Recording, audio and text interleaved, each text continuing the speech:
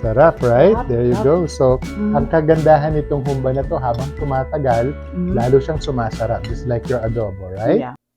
Hi everyone! Nandito naman ako ulit kay John. Okay, my special friend. Thank you, John, for joining with me. Welcome, of course. It's my pleasure, Tita Connie. Si John is my dear friend from San Antonio, and he loves to cook. Yes. And he's from Pampanga. Yes, that's And- right. And he used to have a restaurant. Imagine, lahat na ng mga sinasabi ko, mahilig talaga siya magluto at saka masarap. Okay? Now, what are we gonna cook now? Well, actually, we're cooking. Surprise, surprise. It's your favorite, Tita Connie, right? Yes. This is our version, pork pata humba. Uh-huh. Some people call this estofadong pata, right? But again, this is our version. Medyo may konting tweak lang po siya at sana po magustuhan niyo. Yes. Can we start now? Yes, so let's start with, of course, the meat, right? Tawag nila dito is pork ham leg, right? Kung makikita nyo, medyo malaki siya. Ito yung traditional na ginagamit sa panghamon, no? So you can buy this in groceries, you can buy this in sa mga palengke po natin, right? Traditionally, yung pata, pwede din po. Yung buong pata na ginagawang crispy pata, pwede din po yon. So kung anong meat ang gusto nyo, pwede naman dito sa ating recipe na to. Then of course, when you buy your pork pata here na ginagawang ham, wala na siyang pork feet. So kailangan po ang mga pork feet dito because it will produce the thick sauce of your humba. Yung malagkit-lagkit na sauce, right? So that will be produced by the fat from this pork feet. So basically ito po, you have to wash it thoroughly with salt and vinegar. Very, very important yun. You pat dry it and then we're ready to cook this humba. And also, I think nilagyan mo baking soda din. Yes, Okay? actually we wash our meat with baking soda, vinegar, and salt. So what else that we have here? Yes, so for the acid, we are using pineapple juice, no? Pineapple juice, the whole can. This will be your liquid. And then after, when it's almost done, we will be splashing it with some dato puti vinegar, no? So ito po ang dalawang acid natin for this pork humba. We will be searing the meat with olive oil. We will season it with, of course, this is very important in this dish. This is a 5-spice powder. Nabibili po to sa mga Asian grocery. 5-spice powder. Napakasarap po nito. You can actually mix this with, most of the dishes that I cook, kailangan natin ito, dinadagdag ko to. But for this particular dish, this is very, very good, no? So you have to look that yes. in the grocery store or the Asian store. Asian store, 5-spice. We have black pepper, salt and black pepper, black soy sauce or dark soy sauce, not a regular soy sauce. You can buy, dark soy sauce in the grocery store kasi you put less, but it's very, very, it will produce a very dark brown color, no? So you will not overuse soy sauce para hindi siya maalat. Then we're adding some oyster sauce, garlic, and then onion. We are using some pork bouillon, 2 pieces of pork bouillon, star anise, 3 pieces, and of course the bulaklak po ng saging, yung dried banana blossom, no? And then of course as your sweetener, we are adding 3 pieces of Palm sugar. palm sugar. If you don't have this, you can use 3 tablespoons of brown sugar, right? That's at the end of of your cooking process. Okay, good. Papainit po natin ang ating lutuan, right? So papainitan lang natin. So at this time, medyo mainit na siya, nasa 280 degrees, right? Then we will be adding some olive oil, right? We will add some olive oil here. Konti lang po dahil we just need to sear the pata. Napakadali lang po nito. After we sear the pata, yung magkabilang side, idadump lang natin ito. Basically parang you're just cooking adobo, no? Okay. So very, very simple. Yung medyo matagal lang po dito is the pagpapalambot, no? So mga nasa 1.5 hours po kasi dapat nasa mahinang apoy lang po ang ating temperature, right? Okay. So I already washed my hands, right? So I have here the pork pata. All right. So we're gonna sear this. All right. The pork feet, no? So we're using mga 2 packages of 2 packages. So kung bibilangin mo mga 4 pong feet ito, no? Nakalahati lang, no? So you will put it upside down, no? upside down. Yes.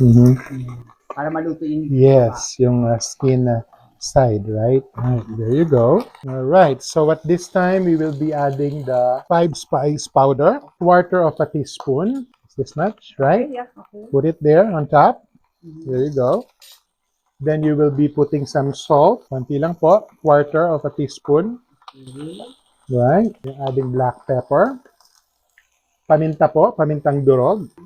Quarter of a teaspoon din po. No? Mhm.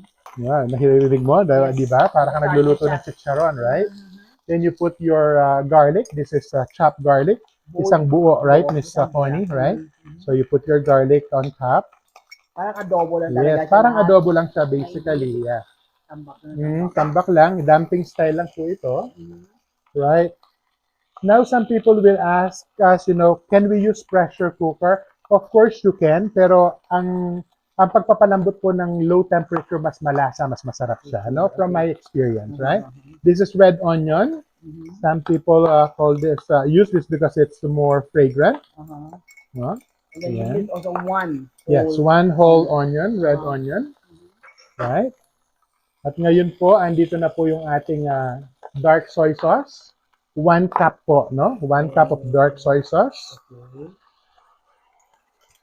Very thick siya. Kung konting pata ang ginamit mo, i-ano nyo na lang, i-reduce nyo. I-reduce nyo na lang. Pero Right? yung ingredients namin, recipe namin at the end of my Yeah. video. If you're getting regular pata na ginagawang crispy pata, you buy it from the market, 2 pirasong pata po ito. No? Okay. Okay, so now your pineapple juice, the whole can of pineapple juice, ito po ang magsisilbing pampalambot natin, no? Mhm. So this is your first acid. Okay. Yan talaga nagbigay ng lasa. Yes, right? Mhm. Okay. Okay, then you're adding some oyster sauce, Uh-huh. 2 tablespoons of oyster sauce. Mhm. This is your Star anise. star anise. Uh-huh. Mga 3 pieces lang po. Okay. Huwag pong sobra, 3 piraso lang po, no? Uh-huh. Then this is your banana blossom, yung dried po, no? Mhm. Lalagay nyo lang po sa taas. Alright? Why sa taas? Sa taas lang kasi, pakukulo mo naman to ng matagal. So, okay lang yun. Okay. Later yan. So, at the okay. end natin maglalagay ng sugar at saka vinegar. At the end, no? About this So, ito, lalagay na natin itong pork bouillon. pork So, bouillon. 2 pieces of pork bouillon, right? Uh-huh. So, you just put it there like this. Mhm. And then, cover this. Okay. Ang temperature po natin nasa medium-high. Mhm. Then, after 15 minutes, turn it to low. So, sa stove nyo, mga number 3. Okay. For 1.5 hours, mga 90 minutes, luto na po ang ating humba pata. No? So, when it's already tender, fork tender, that's when you add the splash of vinegar and sugar. Okay. Now, we'll be back after 15 minutes. Yes, para ma'am. makita natin Para sa makita kanila. natin, yes. Okay. Mhm. Thank you. All right. So here, balik na tayo. Yes, so This is 15 minutes, 15 right? minutes, okay? Tingnan So, na natin. let's check it, no? Mhm. 15 minutes po, ang temperature nyo is medium-high. So, titignan natin, ihalo natin ng konti because this is the last time na o-open natin ito. Then after that, i-close na natin for 90 minutes, right? So, let's check it out. Uh-huh.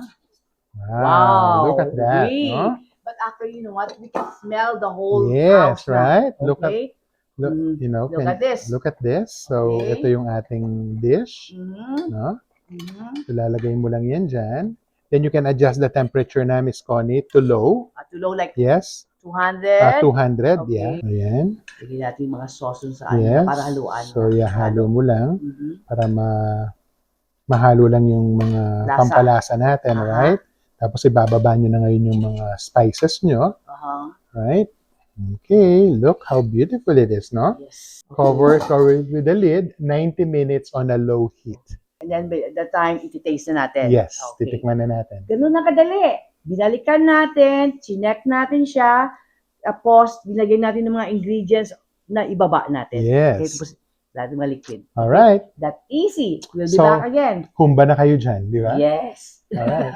Now, 90 minutes done. Yes, so let's check it out, right? Yeah. So after 90 minutes, this is the time that you will be adding your white vinegar and of course your sugar or the palm sugar.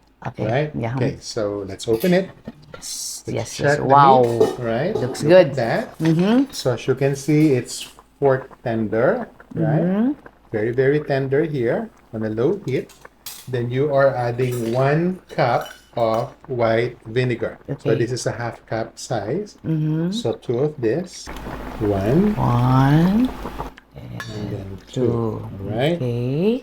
Palm sugar. Palm sugar. They Mm-hmm. call it palm sugar tablets, right? Uh-huh. So 1, 2, and 3. And then we're gonna close it again.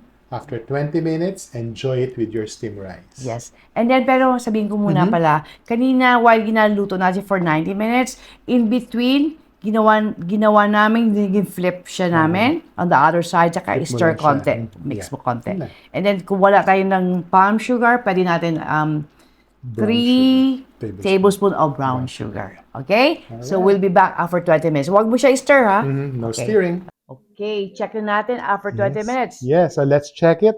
So this is after 20 minutes adding the vinegar and the palm sugar, right? Yes, yes, So let's yes. check it out, right? Okay. There you You go. see? Wow. Look at that, this. right? Okay. Yan. Check Yummy, namin yummy. din So how let's check, right? tender. Okay. How and the tender, taste, right? okay? Wow, it's very tender. Look at Mhm. this. Look at the sauce. It's very thick, right? See how it's wow. very tender, You see right? this? Wow, look at Mhm. this, no? Mhm. Wow, look at this. Lambot So na siya. yeah, so Lambot na Tita lambot na. Honey, you can try it. This is your plate, right? Yes, yes, yes, yes. Try natin. Add a little bit. Okay. There you go. Okay, let me see. Mm-hmm. Wow.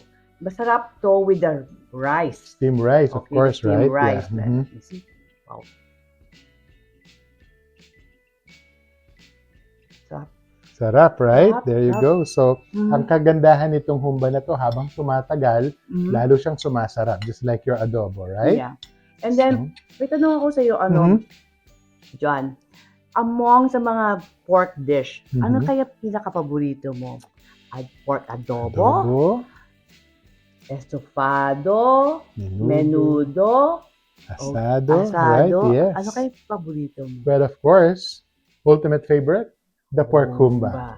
Kayo, mag-make a comment kayo below, okay? Let me know para magluto ako ng future dish Yes. din for you guys. Yung Mhm. paborito niyo. Okay?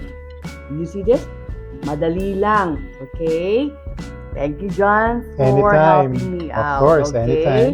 Yeah. Abasahan natin na dito si John. Thank you, Yes. guys. Thank you for watching my Thanks video. for watching. Okay, Please bye. share it, right? Yes. Bye. Bye.